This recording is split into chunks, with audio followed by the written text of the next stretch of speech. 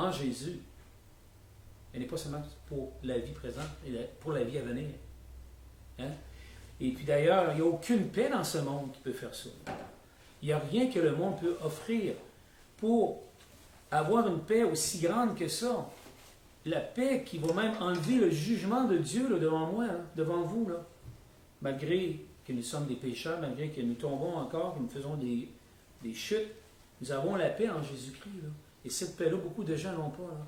Beaucoup de gens ce matin sont tourmentés dans leur vie à cause de toutes sortes de choses. Puis justement, c'est l'étude de ce matin, c'est quoi qui trouble la paix?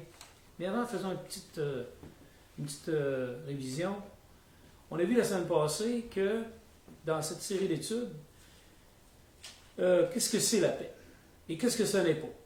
Premièrement, on a vu que ce n'était pas une émotion. Alors, ce n'est pas quelque chose qu'on ressent, là, puis ça vibre à l'intérieur de nous. Comme quand on écoute de la belle musique, là, je ne sais pas si vous connaissez Calm Radio, c'est sur Internet, là, puis ils mettent beaucoup de belle musique là, pour s'endormir, puis pour se calmer. Des fois, on a besoin de se calmer les nerfs, puis des fois, on a besoin de se détendre. Là, on voit bien que c'est une paix physique qu'on a besoin. On a besoin de petites vibrations plus agréables un peu que quand ça va mal. Alors, mais c'est pas ça la paix de Christ. C'est pas une émotion. C'est pas un feeling non plus. C'est-à-dire, c'est pas quelque chose d'entretenu par des croyances et des vibrations mystiques qui dépassent l'entendement, qui dépassent un peu la compréhension des choses, comme on voit des fois dans les sciences occultes ou dans les lieux là, de culte où on sent comme de quoi là, qui nous envahit. Là. Ça, c'est de l'ésotérisme, c'est de l'occultisme. Okay? Même si Satan a réussi à tremper, à enrober ça du christianisme, c'est de l'ésotérisme, mes chers amis. Il n'existe aucune confession religieuse où tous les gens sont capables de vivre ce genre de choses-là. Très souvent, il y a toujours quelqu'un dans leur assemblée qui dit « Mais comment ça, je n'ai pas ce genre de paix-là? » Parce qu'il appelle ça une paix. Et comme je disais la semaine passée, quand on rentre dans les détails, quand les élites de ces confessions-là rentrent dans les détails, puisqu'il n'y a aucun texte biblique qui appuie ce genre de paix-là, ce genre de feeling-là, là, eh bien, écoutez, ils vont en profondeur et ils disent la vraie paix en Christ, là, c'est différent de ça. C'est d'être en paix avec Dieu. Mais évidemment, c'est une autre histoire. Est-ce qu'ils sont vraiment en paix avec Dieu? Ensuite, c'est pas le contrôle de la pensée, par exemple, l'absence d'idées et de pensées négatives, totalement. C'est-à-dire faire comme les zen et comme les yogistes. C'est ça, les yogistes qu'on dit, hein? Je me trompe tout le temps avec ça. Là. Les gens qui sont là, puis ils se mettent à une position, là, je me souviens plus comment ils font, là. Ils vont faire des grimaces, je suis mieux pour le faire. Mais ces gens-là, ils pensent que c'est ça, avoir la paix, peut-être. Mais c'est pas ça, avoir la paix. Faire le vide à l'intérieur de soi, de cette manière-là, ça peut être même très néfaste pour l'esprit. Parce que quand on sait que ça vient de l'hindouisme et du bouddhisme, c'est qu'on est juste en surface. Là. On est juste en surface. Mais si vous allez en profondeur, vous allez avoir peur. Ensuite, c'est pas une idée, c'est-à-dire un idéalisme qui donne une vision positive sur la vie ou neutralise toute inquiétude, par exemple, être positif. C'est des gens qui sont toujours positifs. Autrement dit, ils enlèvent toute pensée qui n'est pas positive. Tout le négatif, ils l'enlèvent. Alors, c'est un peu le travail par la pensée positive. Puis, je vais vous donner un exemple qui détruit énormément ce genre de choses-là. C'est comme les gens qui disent « Moi, je ne regrette rien. Aucun regret. » Mais au jour du jugement, ça ne marche pas, cela. Parce qu'au jour du jugement, les gens qui ne regrettent rien, bien là, ils vont regretter de ne pas être devenus chrétiens. N'est-ce pas? De ne pas avoir cru en Christ. Et d'avoir cru dans toutes sortes de choses. Aussi, dans cette pensée-là, les gens, quand ils font le mal, ben, en fait, le mal, ça n'existe pas, c'est juste une illusion. Alors, voyez-vous, c'est pas ça la paix de Christ, là. Aussi, l'absence de troubles, de problèmes, de soucis, d'inquiétudes. C'est-à-dire que, tu sais, ici, je ne parle pas nécessairement de gens qui cherchent par la pensée positive à ne pas avoir de soucis, mais c'est quand on n'a pas simplement, on n'est pas troublé. On n'a pas de problème, on n'a pas de soucis, pas d'inquiétude. C'est pas de cette paix-là dont on parle. C'est pas de cette paix-là dont on parle, la paix de Christ. Ensuite, un état d'esprit de paix malgré les soucis, les troubles et toutes les contraintes de la vie, ben c'est de cette paix-là dont nous parle Jésus. C'est-à-dire que c'est une paix qui va venir à l'intérieur, que nous avons plutôt, par l'Esprit, par la parole de Dieu, par l'Esprit de Dieu, et par notre esprit, C'est un état d'esprit qui est capable, malgré les soucis, les troubles, toutes les contraintes intérieures ou extérieures de la vie quotidienne, malgré ça, on y trouve quand même la paix. On peut trouver la paix malgré ça. Puis je vais vous donner un exemple. Supposons, regardez, qu'aujourd'hui, c'est la pire des journées que vous êtes en train de passer. Que ce soit physiquement, moralement, psychologiquement, socialement. Tout se tourne contre vous, là. Mais le Seigneur vous a dit, c'est aujourd'hui que je reviens. C'est mon dernier jour. C'est ton dernier jour, c'est aujourd'hui que je reviens. C'est la fin du monde aujourd'hui. Peu importe ce qui va vous arriver. Hein? Peu importe l'état dans lequel vous êtes. Que vous ayez le cancer, vous êtes en train de désagréger, pardon. Le fait que vous savez que là, vous allez être dans l'éternité, dans un repos éternel, dans une joie éternelle qu'on ne peut même pas s'imaginer. Là. Ça va être quoi, dans le fond, ça? Mais tous les autres paix dont je vous parlais tout à l'heure, c'est pas la paix de Christ. Dans une situation semblable, là, on va commencer à être troublé. Ah, c'est la fin du monde. D'ailleurs, on voit beaucoup de gens qui sont de plus en plus troublés par la fin du monde. Puis on entend beaucoup de confessions religieuses qui parlent de l'Apocalypse. Les gens ont peur, les gens ont peur, les gens ont peur, les gens ont peur. Mais l'Apocalypse, vous savez, c'était pas pour faire peur. C'était pour consoler les chrétiens. Pour leur dire, Jésus le dit dans les premières paroles et dans les dernières paroles, « Je viens bientôt. Je viens bientôt. » Alors, c'est ça. On est rendu maintenant à cette partie-là de notre étude où on va voir c'est quoi qui nous empêche d'avoir la paix. Jésus nous dit, « Je vous donne ma paix. » Alors la paix de Jésus, il dit qu'elle est gratuite. Il dit, « Je vous la donne, ma paix. » Alors Jésus est venu nous donner une paix gratuitement. Il est venu pour donner gratuitement la paix qu'il donne à tous ceux qui croient en lui et qui gardent sa parole. Parce qu'il est clair dans sa parole que croire en lui et en sa parole, c'est la même chose. Mais s'il manque un des deux, on a raison de s'inquiéter. On a raison de ne pas être en paix. Mais si on est avec lui, on marche avec lui, il nous dit que c'est comme si on n'avait jamais péché. Alors, en d'autres mots, s'il y a quelque chose dans votre vie qui vous trouble, parce que vous pensez que Dieu n'est pas avec vous, mais que vous êtes en lui, vous êtes chrétien, mais non, enlevez cette pensée-là. Parce que le Seigneur, il dit, il n'y a rien maintenant qui peut vous séparer de moi. Alors, cette paix est unique à lui. Personne ne peut donner ce genre de paix. Comme je le mentionnais plus tôt, la paix de ce monde, les paix de ce monde sont incomplètes, sont instables, sont superficielles, ils sont même impurs et mensongères. Elles sont une illusion et nous empêchent d'avoir la vraie paix profonde et éternelle à toute épreuve que le Seigneur nous propose et nous donne gratuitement. La paix de Jésus ne ressemble pas à la paix du monde. Moi, je ne vous donne pas comme le monde donne. Et le monde donne sa paix à sa manière. Hein? Jésus donne sa paix aussi d'une manière très différente du monde. En effet, la paix du monde a souvent un prix à payer. Et la paix de Jésus est gratuite. OK, la paix du monde, OK, peut être une paix pour acheter les gens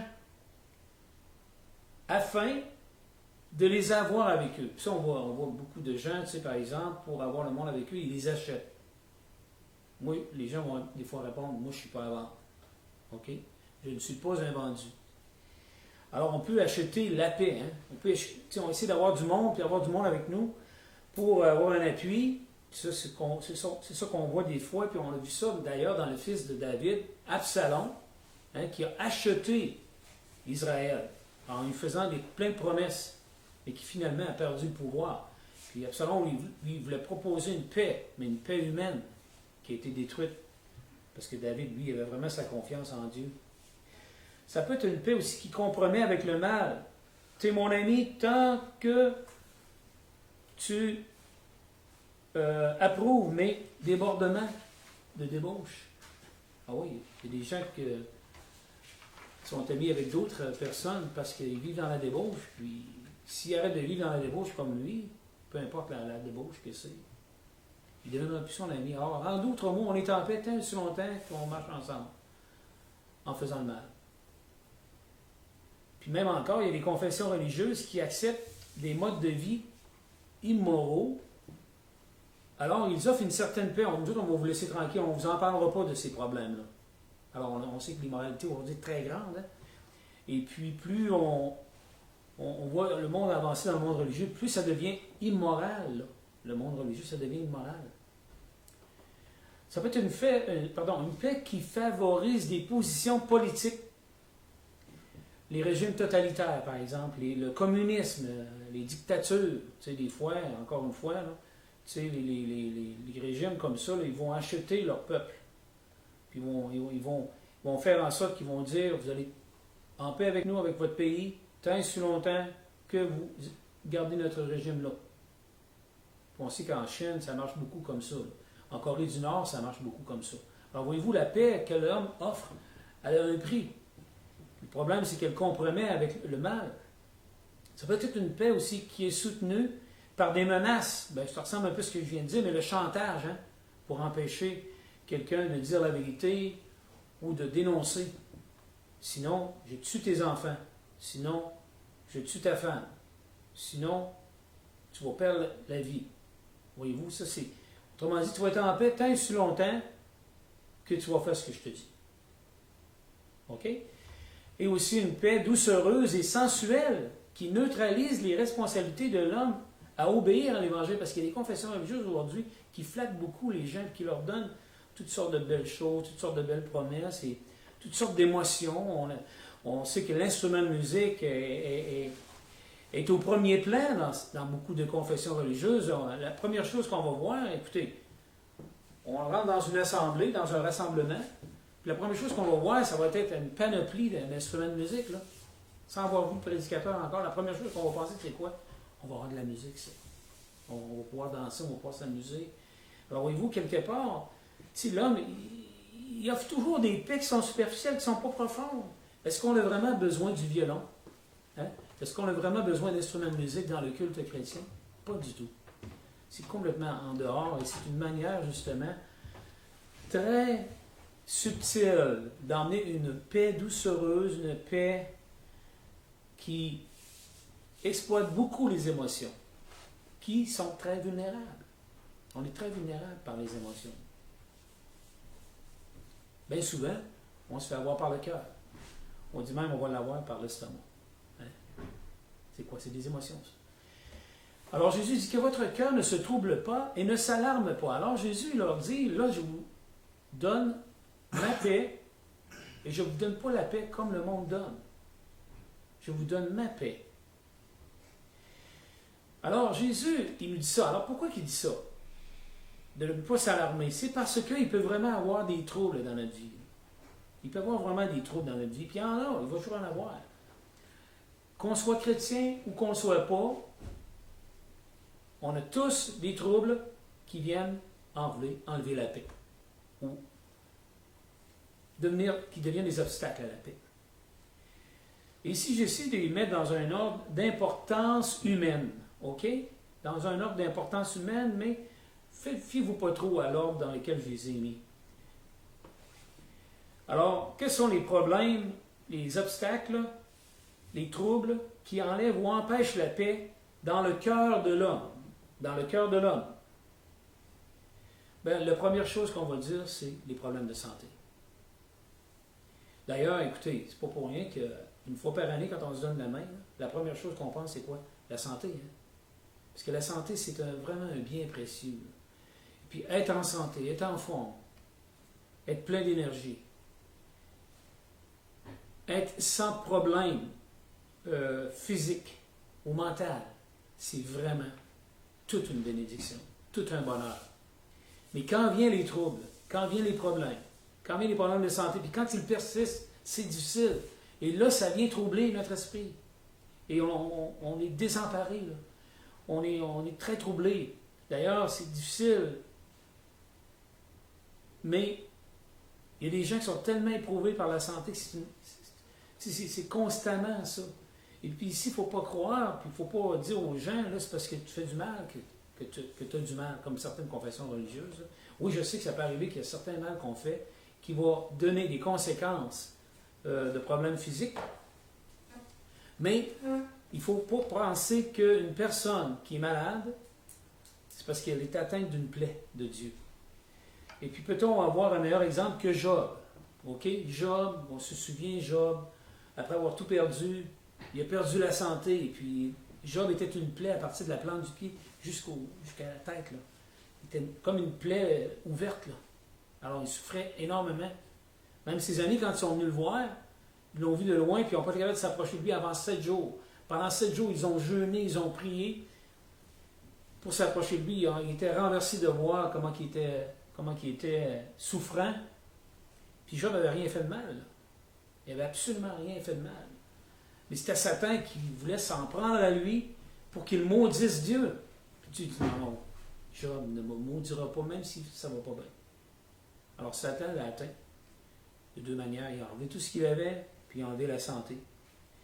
En Job 3, regardez au tout début du chapitre, au tout début des souffrances de Job, il dit, je n'ai ni tranquillité, ni paix, ni repos, et le trouble s'est emparé de moi. Comment de fois qu'on est troublé. Moi, je sais comment c'est. J'ai fait beaucoup de fatigue chronique dans ma vie. On dirait que ma santé s'améliore, mais il faut vous dire, c'est difficile, les problèmes de santé. C'est humiliant, c'est troublant, puis on s'inquiète énormément. Et on oublie que Dieu, lui, peut faire en sorte que ça concourt à notre bien. Toute chose concourt au bien de ceux qui aiment Dieu. D'autrement dit, il peut prendre cette souffrance-là puis nous emmener vers quelque part qu'on n'aurait jamais été si on ne l'avait pas eu. Alors, dans l'occasion qu'on a la souffrance, Dieu peut nous emmener dans une situation très favorable, très élevée. Regardez ce qu'on dit ici. Mais Job avait quand même une paix intérieure parce qu'il savait que Dieu veillait sur lui. Il dit, je sais que mon Rédempteur, 21, là c'est rendu avancé pas mal, c'est aux 2/3 de Job. Pas aux 2/3, à la moitié parce que c'est 42 chapitres. À la moitié du livre de Job, dans les conversations qu'il a avec ses amis, parce que ses amis, ils n'arrêtaient pas de le juger. Là. Il était sûrement fait beaucoup de mal. Alors il était condamné constamment par ses amis, au lieu d'avoir été encouragé, lui qui avait été un encouragement pour eux incroyable. Il dit, je sais que mon Rédempteur est vivant et qu'il se lèvera le dernier sur la terre. Après que ma peau aura été détruite, moi-même en personne, je contemplerai Dieu. C'est lui que moi je contemplerai, que mes yeux verront, et non quelqu'un d'autre. Mon cœur languit au-dedans de moi. Alors voyez-vous ici, qu'est-ce que Job est en train d'exprimer? Malgré tous les troubles, tous les problèmes que j'ai présentement, qui me troublent à cause de ma santé, j'ai la paix à l'intérieur avec mon Dieu. J'ai la paix, puis plus que ça encore, c'est juste une question de temps. Ça va disparaître. Ici, on voit deux options. OK. Job, il dit quand je vais mourir, parce qu'il croyait qu'il allait mourir bientôt, le Job. Il dit enfin, je vais avoir la paix éternelle avec Dieu. Mais on sait que Dieu lui réservait quelque chose de plus grand que ça encore. Dieu veille sur ceux qui lui font confiance. Prenez mes frères pour modèle de souffrance et de patience les prophètes qui ont parlé au nom du Seigneur. Voici, nous disons, bienheureux ceux qui ont tenu ferme. Vous avez entendu parler de la fermeté de Job et vous avez vu la fin que le Seigneur lui accorda. Car le Seigneur est plein de compassion et de miséricorde. Quand nous souffrons, Dieu est plein de compassion et de miséricorde. Nous, parfois, on n'arrive pas à une si grande sagesse, une si grande compréhension de la souffrance chez les autres. Bien souvent, on les juge, ou on peut dire, ouais, mais c'est de sa faute. Il fait ci, il fait ça. Elle fait ci, elle fait cela. Elle fait ceci, elle fait cela, pardon. C'est pour ça qu'elle est toujours malade, qu'il est toujours malade. Mais Dieu a de la compassion qui va au-delà de ça. Quelle belle parole qui devrait nous encourager, justement. Alors, on traite la souffrance sur la pointe des pieds. Il faut s'approcher doucement des gens qui souffrent. En leur montrant beaucoup de respect, d'ailleurs. Mais voyez-vous, Job, il peut dire quand même à travers ça deux choses. Il y a deux choses qui sont arrivées à Job. Job, il espérait être dans vie éternelle. C'était pas un petit espoir, c'était un certain espoir. C'était vraiment vrai. Il savait, il croyait, il savait qu'il allait avoir la vie éternelle avec Dieu. Mais Dieu avait réservé à Job quelque chose de plus grand, c'est qu'il l'a restauré complètement dans sa santé. Il l'a complètement restauré dans sa santé. Puis il a vécu beaucoup plus d'années encore. Puis il a eu beaucoup plus de richesses qu'il en avait avant. Il a doublé les richesses qu'il avait avant. C'était l'homme le plus riche qu'il n'y avait pas à l'époque. Là. Alors, il n'a pas seulement qu'enrichi comme ça, mais il l'a enrichi de l'intérieur. Job a appris des choses qu'il n'avait jamais appris. Il dit, j'avais entendu parler de toi. Il dit, maintenant, mon œil t'a vu. Comment dit, là? Job, il se repent. Il dit, je me repens. Parce qu'il y a eu des doutes sur son aide. Il y a eu des doutes sur pourquoi il y avait tant de problèmes. Tant de problèmes de santé. Il se demandait qu'est-ce que Dieu faisait. Mais à la fin, il dit, je te demande pardon, Seigneur. Merci d'avoir permis ça. C'est ce qu'il a dit dans le fond.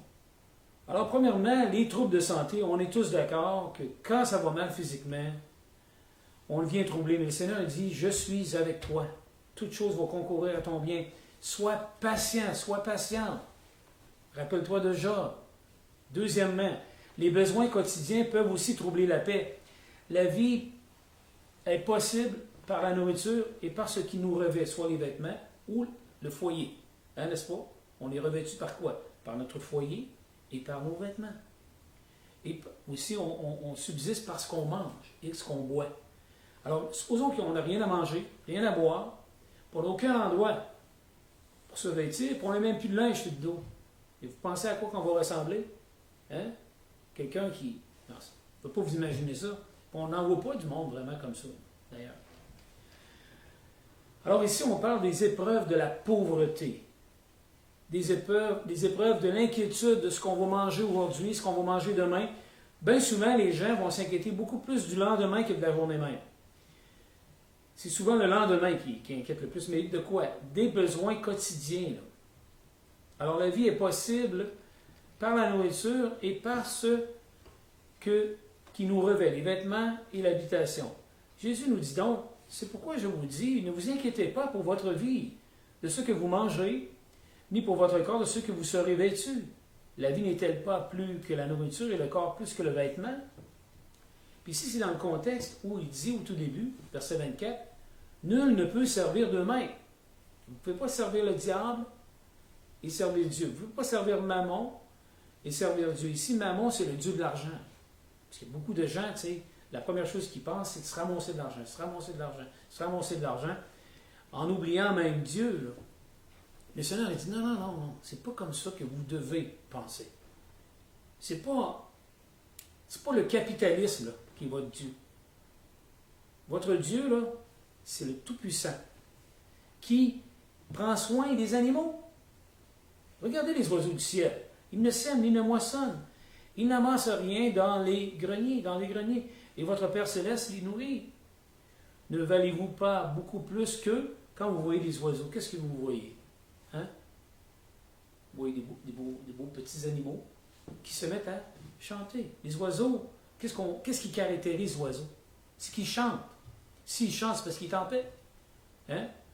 S'ils ne chantent pas, c'est parce qu'ils sont pas en paix. Je veux dire, dans le sens, s'ils crient au lieu de chanter.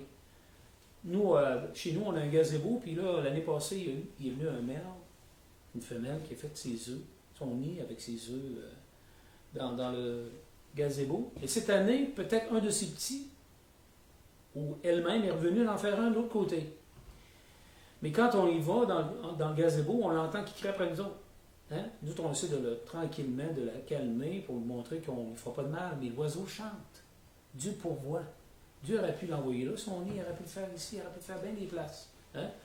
Mais ce que je veux dire ici, c'est que le Seigneur, il nous dit, regardez les oiseaux du ciel, là. Ils n'ont rien, ils ne ramassent rien. Ils mangent au jour le jour. Au jour le jour. Puis ils ne s'inquiètent pas, ils vivent comme ça. Ils ne sont pas assis dans leur petit coin en train de s'inquiéter, à rien faire, à se tourmenter, parce qu'on est à la tête, elle pique sur un mur. Tu sais?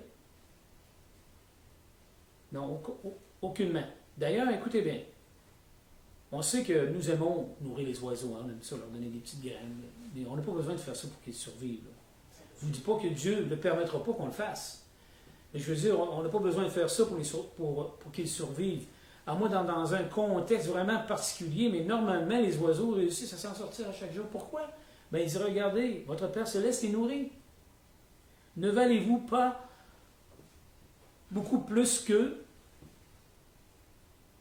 Alors, autrement dit, Jésus, il dit que vous valez encore beaucoup plus que les petits moineaux, là, que les oiseaux. D'ailleurs, il nous compare aux petits moineaux, parce que les petits moineaux, on les vendait pour à peu près 1 sou ou 2 sous. Là. C'était vraiment pas cher. Là. Et puis, écoutez, vous valez bien plus qu'eux autres. Dieu en prend soin, d'eux autres aussi. Les inquiétudes des besoins quotidiens, les inquiétudes des besoins quotidiens est une chose inutile. C'est inutile de s'inquiéter. Mais pourtant, ça vient troubler notre paix. Dieu veut que nous lui confions tout. Qui de vous, par ses inquiétudes, peut ajouter une seule coudée à la durée de sa vie? Autrement dit, est-ce que c'est mes inquiétudes qui vont faire en sorte que je vais vivre plus longtemps? Que je vais avoir plus d'argent dans mon portefeuille? Ou que je vais avoir de la nourriture pour demain ou des vêtements? Il dit non, c'est inutile de s'inquiéter. Ici, il essaie vraiment de nous donner la paix dans les besoins quotidiens. D'ailleurs, il va dire très souvent, heureux les pauvres, car le royaume des cieux est à eux. Pourquoi? Mais parce que les pauvres, ils n'ont pas l'obstacle des richesses. Les gens qui sont riches, là, tu sais, ils ont tout, là. Ils ont tout, là. Ils disent pas besoin de Dieu, moi, regarde. C'est les pauvres qui ont besoin de Dieu, là. Tu sais, qui nourrissent les pauvres. Moi, je n'ai pas besoin de Dieu, là, qui s'occupe d'eux autres. Ou ils vont dire, c'est rien que les pauvres qui se tournent vers la religion. Non, c'est pas vrai. Jésus s'est fait pauvre lui-même, hein, pour montrer un exemple que Dieu pourvoirait dans les moindres détails dans ce qu'il aurait besoin. Il a même nourri 5000 personnes 2 fois dans une seule journée. Tu sais? Comment? Par la confiance qu'il avait dans son Père. Alors, il dit, qui de vous, par ses inquiétudes, peut ajouter une seule coudée à la durée de sa vie? Et pourquoi vous inquiétez au sujet du vêtement? Observez comment croissent les lys des champs. Ils ne travaillent ni ne filent. Cependant, je vous dis que Salomon, même dans toute sa gloire, n'a pas été vêtu comme l'un d'eux. Si Dieu revêt ainsi l'herbe des champs qui existe aujourd'hui et demain sera jeté au four, ne vous vêtira-t-il pas à plus forte raison, gens de peu de foi? Je vais vous dire, si vous êtes une personne pauvre, vous avez une longueur d'avance sur une personne riche. Parce que vous n'avez pas la séduction des richesses pour vous faire croire que vous n'avez pas besoin de Dieu. Vous devez dire, moi j'ai besoin de Dieu. Puis Jésus veut qu'on pense comme les pauvres, qui croient en Dieu, qui va pourvoir à tous leurs besoins chaque jour. Alors on fait ce qu'on a à faire, puis Dieu va pourvoir. Il dit, ne vous inquiétez donc pas en disant, que mangerons-nous, que boirons-nous, de quoi serons-nous vêtus? Les inquiétudes sont pour ceux qui ne croient pas en Dieu. Ceux qui ne croient pas en Dieu, eux autres, ils devraient s'inquiéter. Ceux qui ne croient pas en Dieu, c'est eux autres qui ont le droit de s'inquiéter, qui doivent s'inquiéter. Car ceux-là, ce sont les païens qui le recherchent. Or, votre Père Céleste sait que vous en avez besoin. Puis c'était qui les païens? C'était tous ceux qui croyaient dans toutes sortes de dieux, excepté le vrai Dieu d'Israël.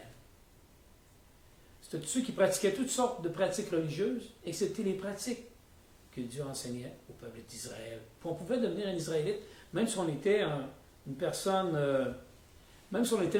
perdue, même si on était un païen, là, on pouvait devenir un Israélite, on appelait ça un prosélyte. Alors on pouvait devenir un Juif par alliance.